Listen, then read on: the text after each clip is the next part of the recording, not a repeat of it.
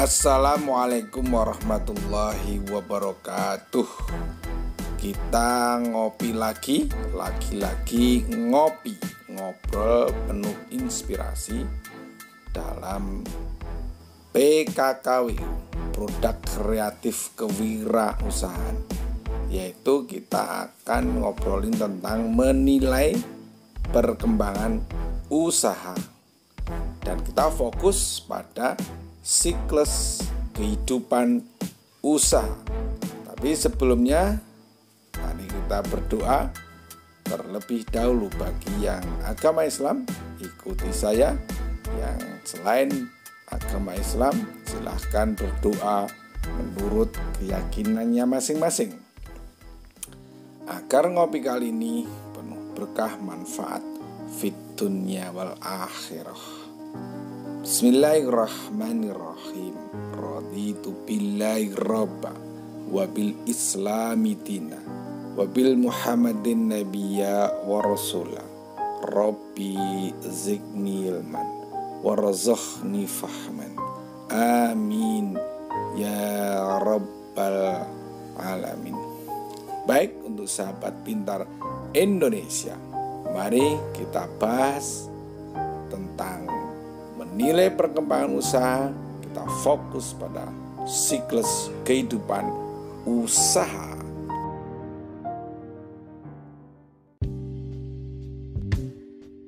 Siklus kehidupan usaha itu ya harus kita tahu sebelum kita melakukan usaha-usaha untuk menjadi seorang pebisnis.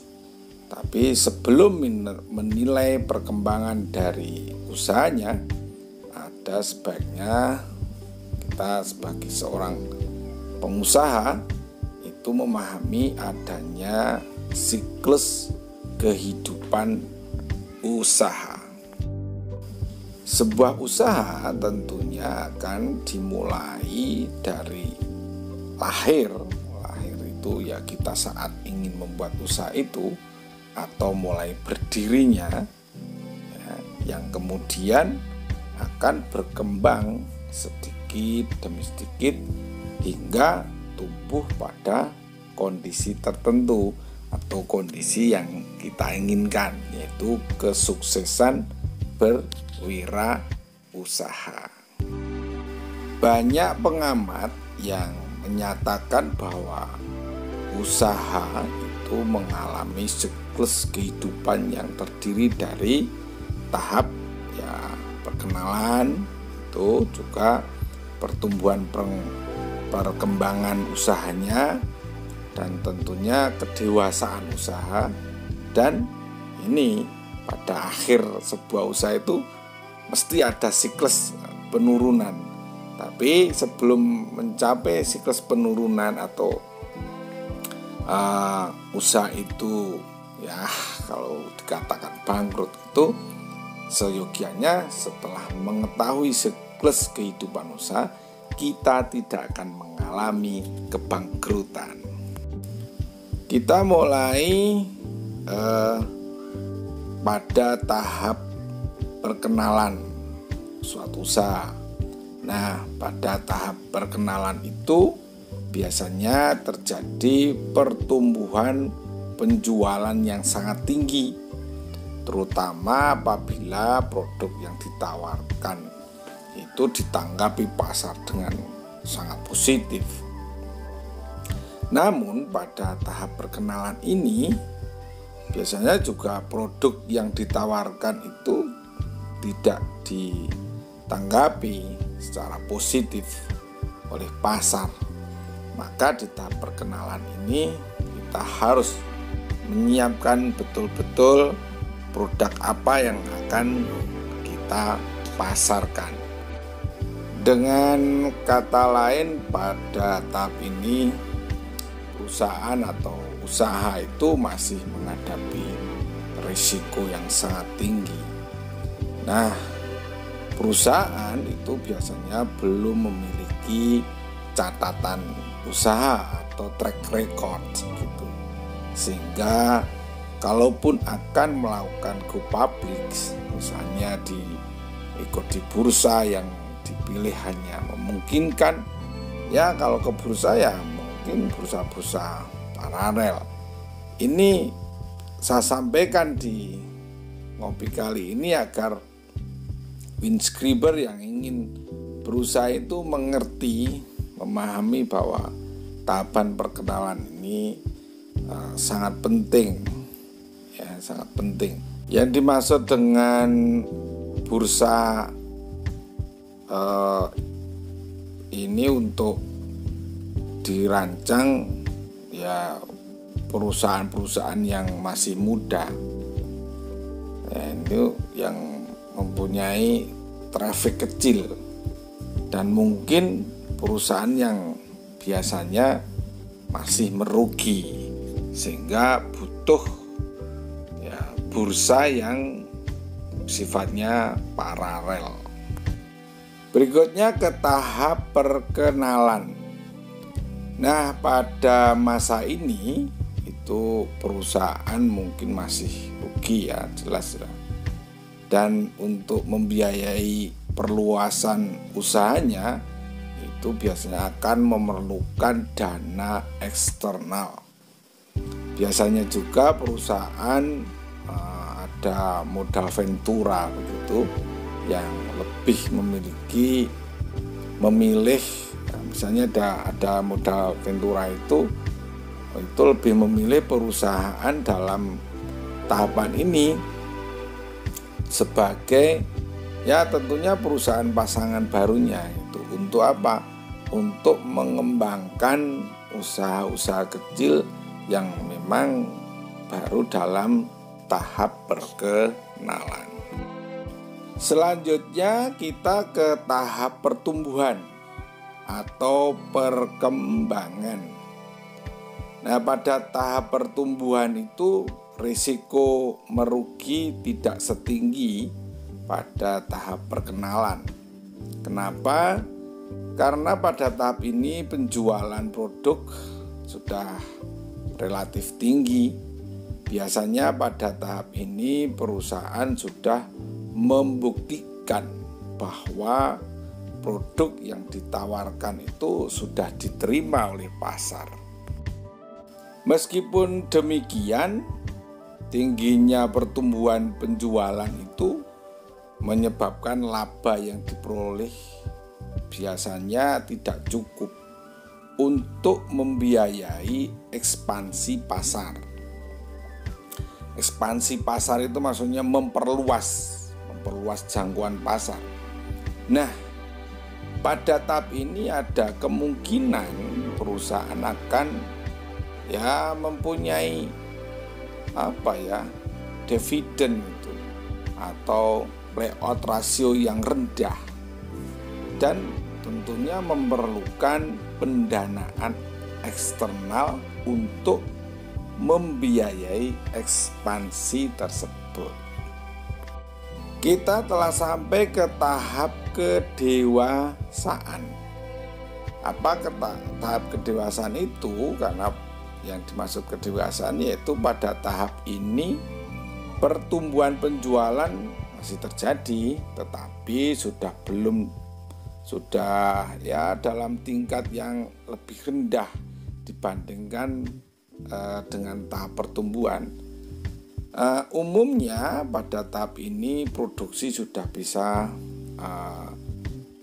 memenuhi permintaan pasar lah, sehingga laba yang diperoleh cukup untuk membiayai pertumbuhan usaha. Dengan kata lain, ya keuangan internal perusahaan itu cukup lah untuk mendukung penjualan, dan karenanya itu ya termasuk proporsi labanya itu yang dibagikan sebagai dividen atau dividen payout-nya rasio itu lebih besar daripada tahap pertumbuhan. Terakhir kita sampai ke tahap penurunan. Pada tahap ini permintaan akan produk tersebut sudah mengalami penurunan sehingga pertumbuhan penjualan menjadi negatif. Oleh sebab itu, strategi perusahaan yang mengalami tahap ini yaitu antara lain harus melakukan istilahnya diversifikasi ke produk yang lain atau inovasi untuk mengembangkan produk-produk yang lainnya. Apa yang dimaksud dengan perkembangan usaha? Ya, secara umum perkembangan usaha dapat diartikan sebagai serangkaian tugas dan proses yang bertujuan untuk mengembangkan tentunya dan juga mengimplementasikan atau mewujudkan apa? Mewujudkan peluang dalam pengembangan usaha itu. Sedangkan perkembangan usaha merupakan bagian dari studi bisnis, juga perdagangan, dan di sini juga ada organisasi. Pada prinsipnya, setiap karyawan itu akan selalu mengamati bahkan merasakan perkembangan dari perusahaan tempat dia bekerja. Perusahaan yang berkembang baik akan membuat karyawan tenang dalam bekerja karena merasa ada jaminan akan kelangsungan hidup mereka, bahkan semakin termotivasi untuk berkarir dan menduduki jabatan yang lebih baik di dalam perusahaan tersebut. Sebaliknya, perusahaan yang tidak berkembang bahkan menuju kebangkrutan akan membuat karyawan tidak tenang. Bahkan beberapa karyawan mestinya akan segera mencari perusahaan baru. Kemajuan atau lambatnya perkembangan suatu perusahaan itu dipengaruhi oleh beberapa faktor. Nah, berikut penjelasan beberapa faktor pendorong ataupun faktor yang mempengaruhi lambatnya perkembangan suatu perusahaan. Bosnia et al. Tahun 2000 itu meneliti faktor-faktor yang mempengaruhi kesuksesan kegiatan kewirausahaan atau entrepreneurship di mana? Di Belanda. Nah, riset ini ditujukan pada perusahaan-perusahaan yang didirikan pada tahun 1994 dan secara terus-menerus diikuti perkembangannya. Determinan yang dipergunakan dalam penelitian ini diklasifikasikan dalam beberapa sumber daya atau resource yang dalam bobot dan yang berbeda dipergunakan oleh perusahaan-perusahaan tersebut sewaktu memulai usahanya.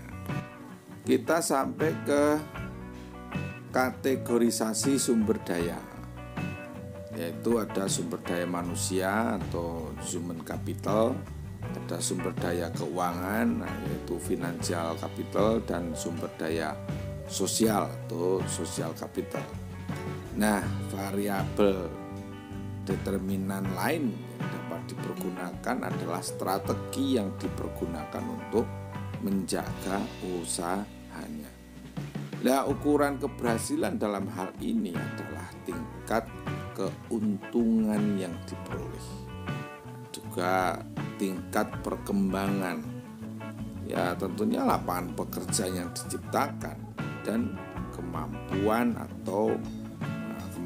ini jangka waktu perusahaan untuk bertahan atau yang biasa disebut dengan survival periodik atau period.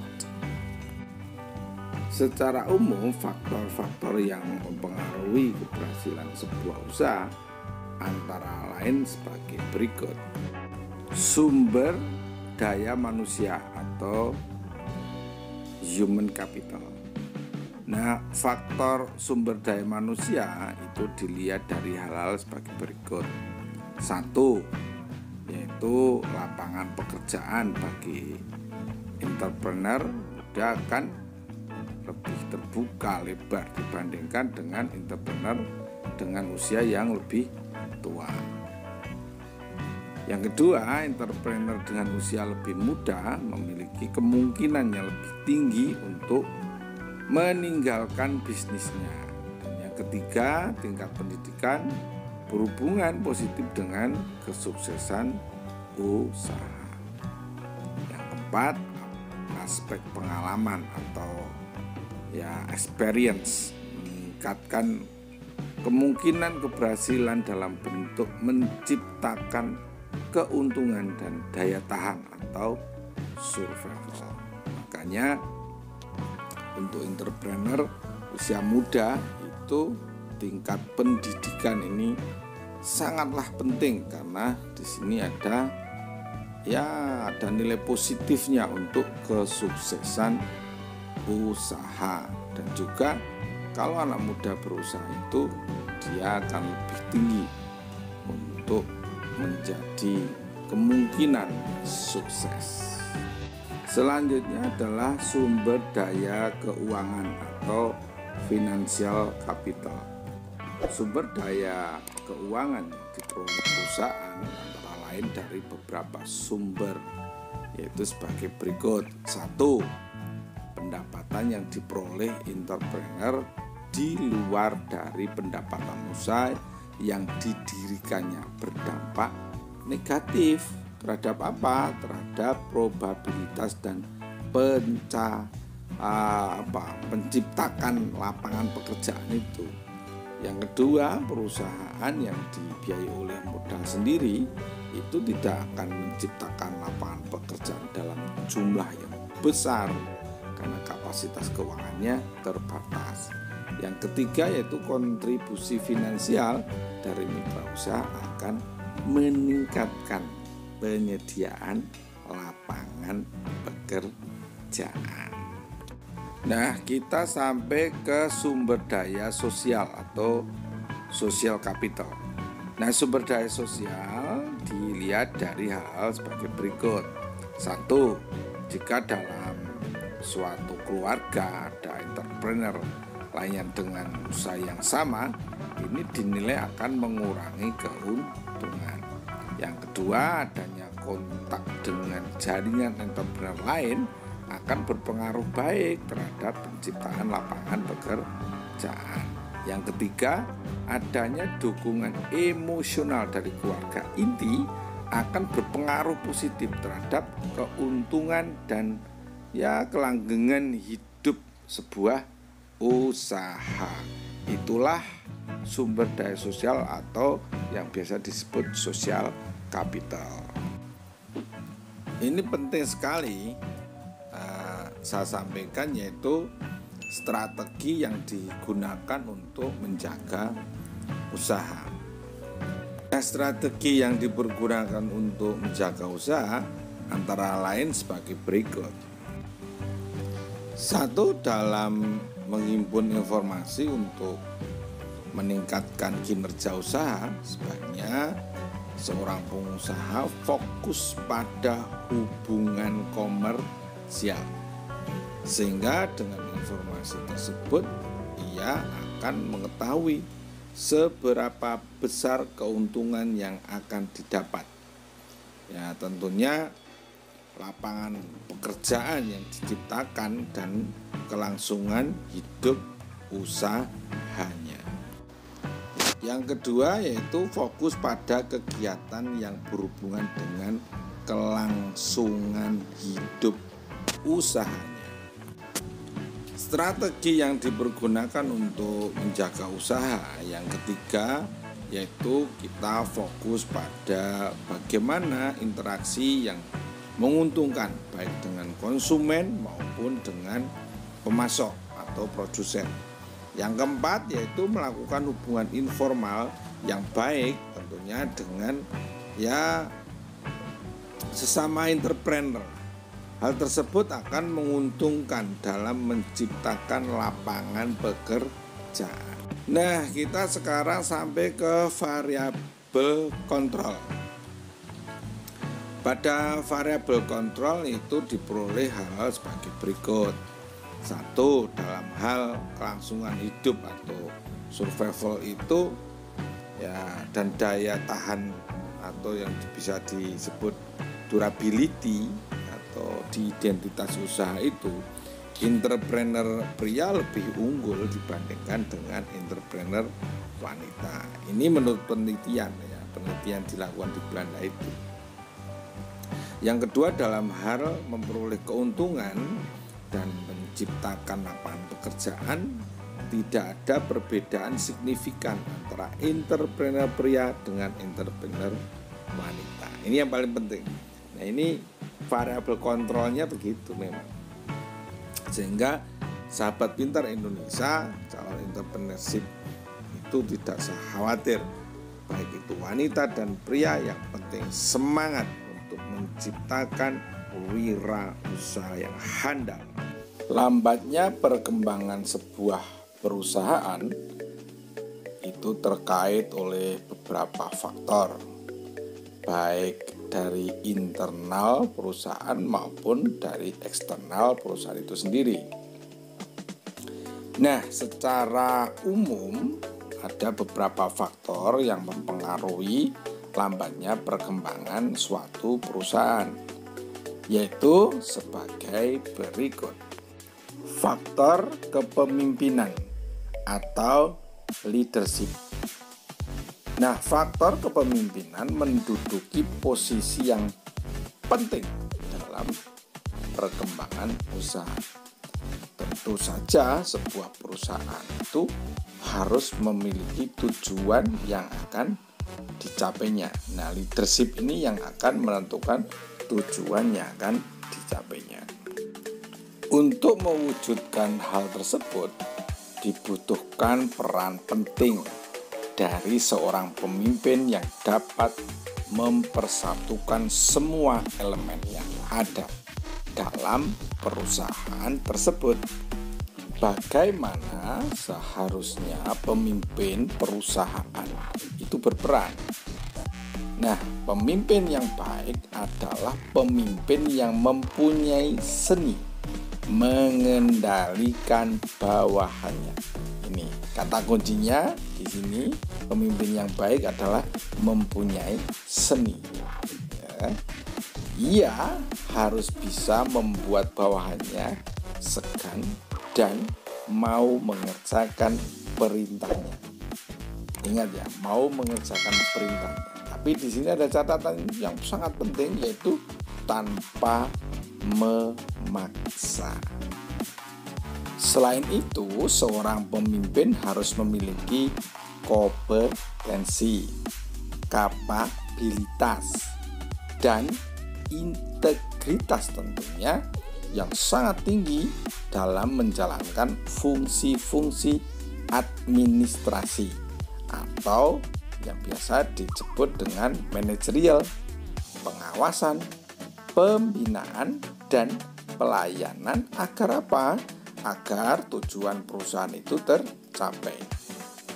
Nah, di samping itu, seorang pemimpin perlu memiliki perencanaan yang baik dan tentunya konsep yang jelas dalam manajerial kepemimpinannya.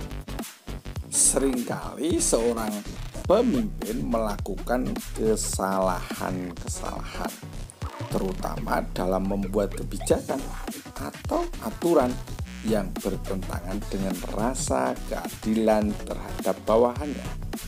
Beberapa contoh dari sekian banyaknya kesalahan yang dilakukan oleh seorang pemimpin dalam kebijakan atau aturan yang dibuatnya, yaitu sebagai berikut. 1.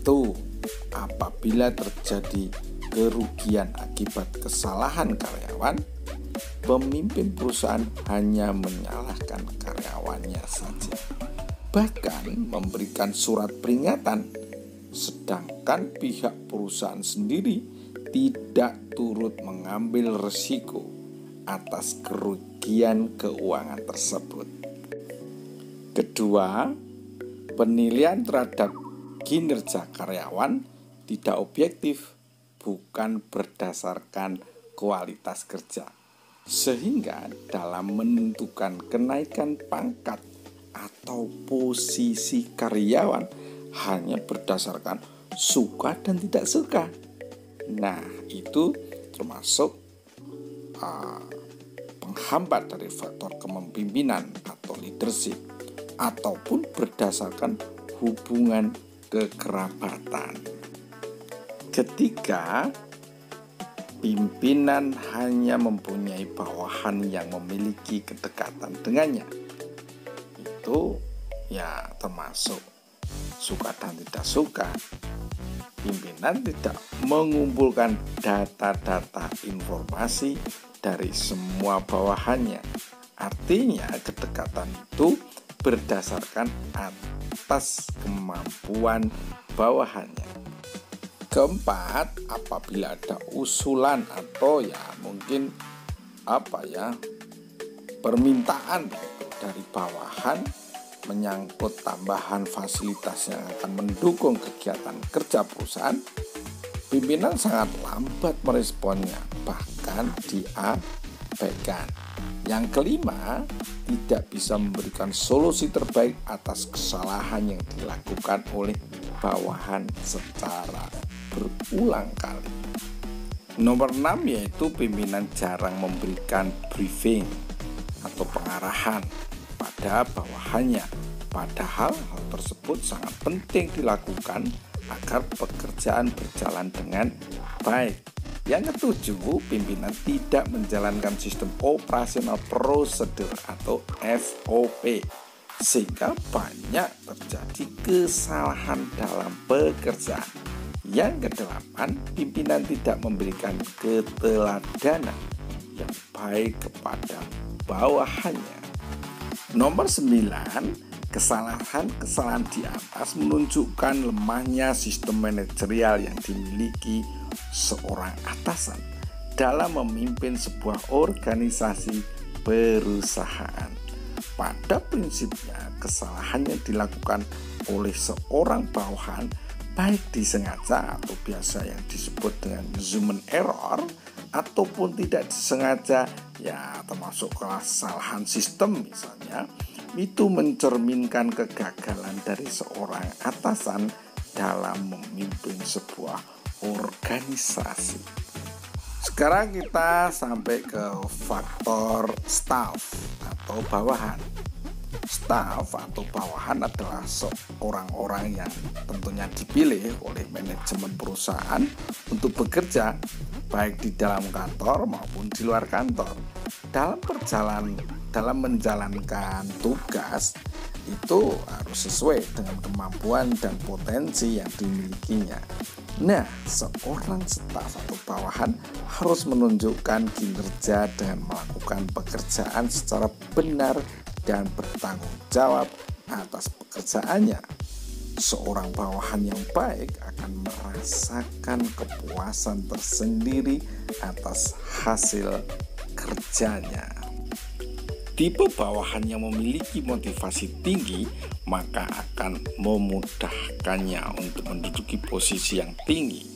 Nah, kinerja atau performance dari seorang merupakan fungsi dari kemampuannya atau ability dan motivasi atau motivation. Nah, kemampuan seorang ditunjukkan dengan tingkat keahlian atau skill dan tingkat pendidikan atau knowledge yang dimilikinya. Jadi, dengan tingkat motivasi yang sama, seseorang dengan skill dan knowledge yang lebih tinggi akan menghasilkan kinerja yang lebih baik tentunya. Yang berikutnya adalah faktor fasilitas atau yang bisa disebut dengan alat. Segala fasilitas yang mendukung pekerjaan wajib disediakan oleh perusahaan tentunya. Tanpa alat dan fasilitas yang mendukung, karyawan tidak bisa bekerja. Kurangnya fasilitas dan alat kerja yang disediakan sangat berpengaruh pada kualitas dan kuantitas pelayanan. Selanjutnya adalah faktor komunikasi atau informasi. Komunikasi merupakan hal yang sangat penting dalam proses interaksi antar sesama elemen, baik di dalam perusahaan maupun di luar perusahaan. Komunikasi yang baik dengan sesama karyawan, dengan atasan, ataupun dengan klien akan memperoleh hasil yang baik. Faktor visi dan misi. Visi dan misi yang jelas sangat diperlukan karena dapat memberikan motivasi yang tinggi bagi semua elemen dalam perusahaan.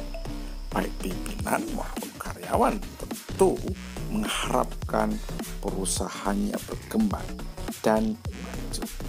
Oleh karena itu, perusahaan harus membuat visi dan misi yang akan membawa keuntungan dan kesejahteraan. Kepemimpinan merupakan faktor yang mempengaruhi keberhasilan organisasi dalam mencapai tujuan tentunya. Nah, pemimpin yang efektif dapat membawa organisasi mencapai tujuan.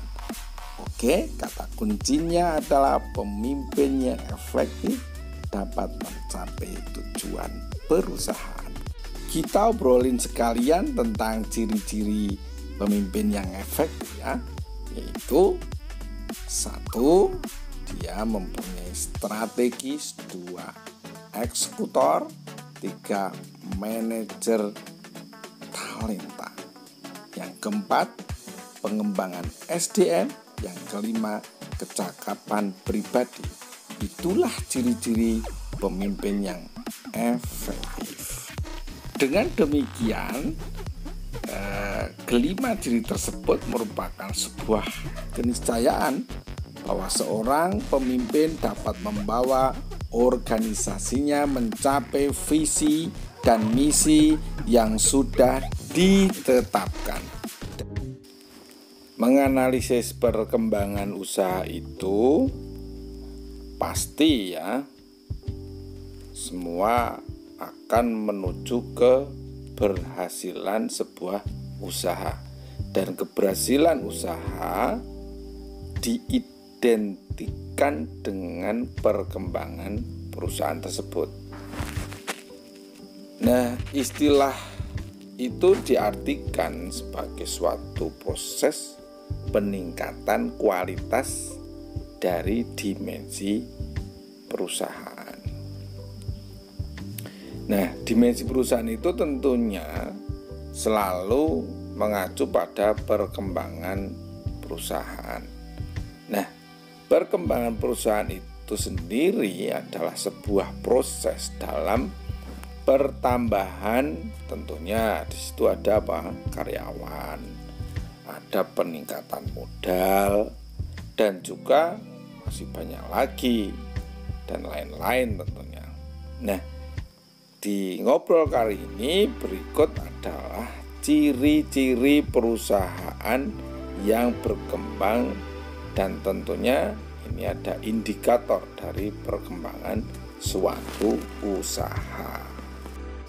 Perusahaan yang berkembang itu memiliki ciri-ciri. Nah, ini kita akan bahas tentang ciri-ciri perusahaan yang berkembang. Oke, nah perusahaan yang berkembang itu dapat dilihat dari beberapa faktor. Namun yang akan kita obrolin kali ini adalah terdapat 2 ciri utama yang dapat diperlihatkanlah dari perusahaan yang tentunya berkembang. Adapun 2 ciri utama perusahaan yang berkembang akan kita bahas di obrolan kali ini, yaitu sebagai berikut. Ciri yang pertama yaitu tentang kinerja keuangan. Apa yang dimaksud dengan kinerja keuangan? yaitu kinerja keuangan, tentunya kinerja perusahaan yang pada dasarnya diperlukan sebagai alat ukur untuk mengukur kesehatan keuangan perusahaan.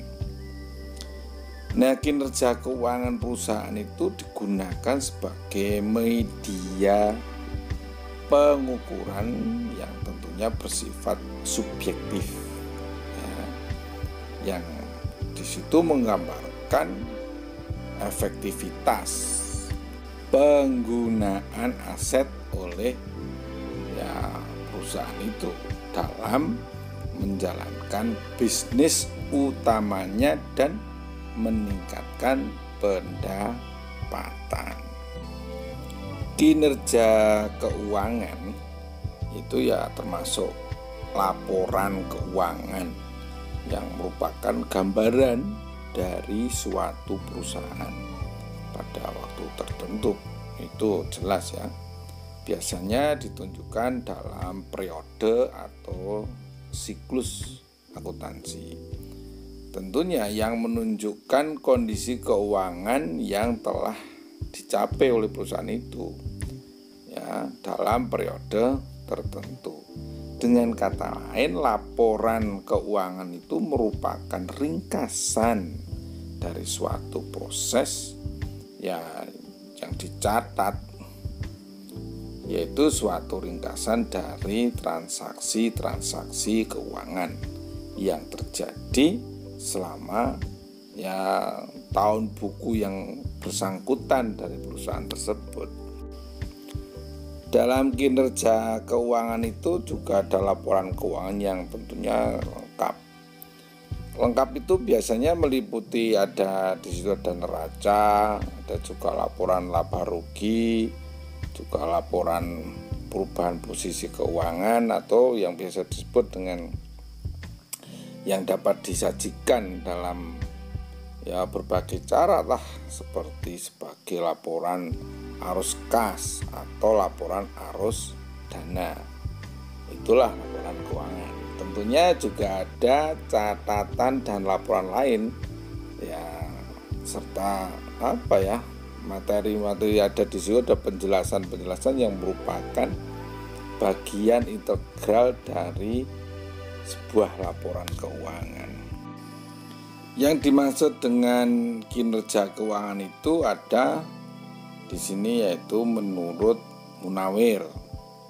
Apa yang dimaksud adalah kalau menurut Munawir itu laporan keuangan. Kenapa? Merupakan alat yang sangat penting untuk memperoleh informasi sehubungan dengan apa? Dengan posisi keuangan dan hasil-hasil yang telah dicapai oleh perusahaan. Itu menurut Munawir apa yang dimaksud dengan laporan keuangan yang menyangkut kinerja keuangan. Kita dengan melihat laporan keuangan suatu perusahaan itu jelas akan tergambar di dalamnya itu aktivitas perusahaan tersebut. Oleh karena itu laporan keuangan perusahaan itu merupakan hasil dari suatu proses akuntansi yang dapat digunakan sebagai alat. Untuk apa? Alat untuk mengkomunikasikan dan juga alat yang digunakan sebagai pengukur kinerja perusahaan. Bahwa perusahaan itu bisa diukur kinerjanya itu melalui laporan keuangan. Kinerja keuangan juga dapat dinilai. Penilaian kinerja keuangan suatu perusahaan itu merupakan salah satu cara. Cara apa? Cara yang dapat dilakukan oleh manajemen agar dapat memenuhi kewajibannya tentunya terhadap penyandang dana atau pemegang saham di sini, dan juga untuk mencapai tujuan yang tentunya sudah ditetapkan oleh perusahaan. Itulah termasuk penilaian dalam kinerja keuangan perusahaan.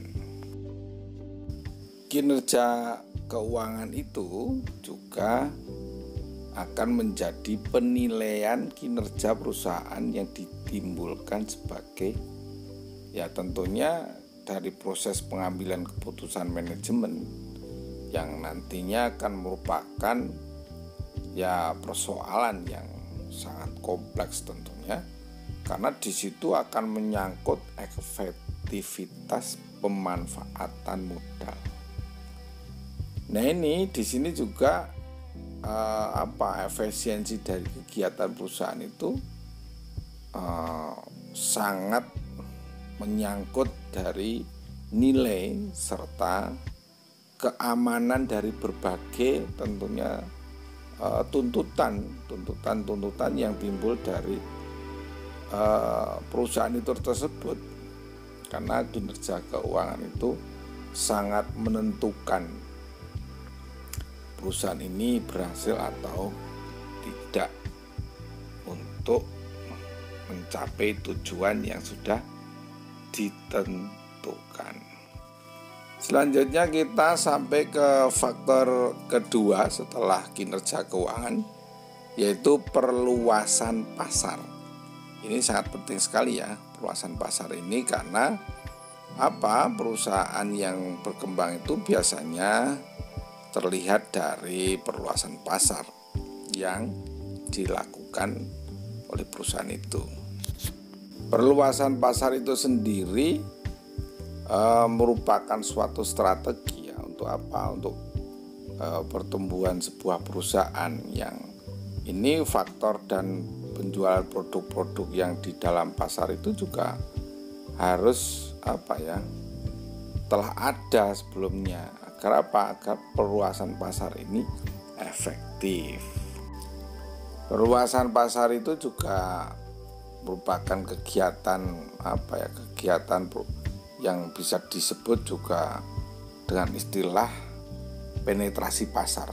Jadi perluasan pasar itu juga disebut dengan penetrasi pasar. Nah, penetrasi pasar itu bagi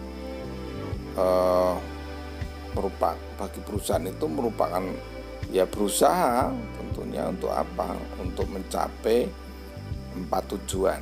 Apakah 4 tujuan dari penetrasi pasar untuk perluasan pasar? Mari kita ikuti ngobrol kali ini untuk mengetahui tentang penetrasi pasar. Yang pertama, penetrasi pasar atau perluasan pasar itu, satu, itu mempertahankan atau meningkatkan pangsa pasar produk. Jadi kita punya pangsa pasar itu ditingkatkan atau dipertahankan. Hal ini dapat dicapai dengan cara menggabungkan strategi hal yang tentunya di sini kompetitif, ada juga iklan, ada atau promosi lah dari penjualan, dan juga hal lain yang menunjang untuk perluasan pasar itu. Yang kedua, kita harus aman dari dominasi pertumbuhan pasar. Yang ketiga dari perluasan pasar yaitu restrukturisasi pasar yang harus matang, tentunya oleh manufaktur pesaing. Jadi kita harus matang dari manufaktur pesaing. Hal ini merupakan beberapa tindakan seperti promosi yang gencar, dan tentunya menciptakan strategi harga agar pasar itu dinilai yang kurang menarik itu oleh kompetitor. Yang keempat dari ekspansi pasar atau perluasan pasar yaitu meningkatkan penggunaan produk konsumen. Jadi harus meningkatkan penggunaan produk itu oleh konsumen. Misalnya atau contohnya yaitu memperkenalkan produk yang loyalitas konsumennya itu bagus. Ya, untuk itu diperlukan riset, tentunya riset di pasar agar mendapatkan informasi yang akurat. Untuk apa? Untuk mengenai pasar itu kita dapat informasi yang akurat. Nah, ini termasuk di dalam misalnya siapa saja kompetitor dari pasar kita dan apa saja yang dibutuhkan oleh konsumen agar kita bisa mendapatkan program loyalitas dari konsumen itu. Konsumen yang betul-betul loyal itu termasuk strategi dari perluasan pasar. Ini ada cara dari perluasan pasar. Maksudnya begini, jadi kegiatan perluasan pasar itu dapat dilakukan melalui dua cara, yaitu pengembangan pasar dan pengembangan produk. Yang dimaksud dengan pengembangan pasar ya suatu strategi itu untuk pertumbuhan yang tentunya berusaha menjual produk-produk yang telah ada di pasar-pasar yang baru. Nah, ini ada banyak cara untuk mengaplikasikan strategi ini. Ya, antara lain sebagai berikut. Strategi yang pertama untuk perluasan pasar yaitu satu, membuka pasar baru di daerah yang baru, misalnya produk ekspor ke negara yang baru misalnya. Yang kedua, dimensi atau kemasan produk yang baru. Di kemasan ini penting atau dimensi ini penting, dibikin baru gitu. Yang ketiga, saluran distribusi yang baru. Jadi daerah-daerah mana yang akan kita distribusikan yang baru-baru itu harus diperluas gitu. Yang keempat, menerapkan kebijakan harga yang berbeda tentunya ya. Untuk apa? Untuk menarik pelanggan baru atau membuat segmen pasar yang baru. Ini sangat penting. Itulah strategi perluasan pasar. Dari strategi perluasan pasar itu ada di sini yang dimaksud dengan pengembangan produk. Nah, pengembangan produk itu adalah suatu strategi untuk pertumbuhan sebuah unit bisnis ya, dengan tentunya memperkenalkan produk baru ke pasar-pasar yang telah ada. Nah, hal ini memerlukan strategi tentunya ya. Untuk apa? Untuk pengembangan kompetensi baru. Artinya kemampuan perusahaan itu harus dikembangkan dan memerlukan program ya pemasaran yang baru juga kan. Karena kompetensinya baru, pemasaran juga baru. Ya, ini untuk semuanya ini dikembangkan untuk mengembangkan produk yang dapat diubah atau dikembangkan ke pasar. Yang pasar itu yang pasar yang ada tentunya. Itulah beberapa strategi-strategi untuk ekspansi pasar atau perluasan pasar. Baik, itu ngobrol produk kreatif kewirausahaan kali ini. Semoga memotivasi sahabat pintar Indonesia untuk menjadi wirausaha yang sukses. Dari saya cukup sekian, saya akhiri. Wabillahi taufik wal hidayah. Wassalamualaikum warahmatullahi wabarakatuh.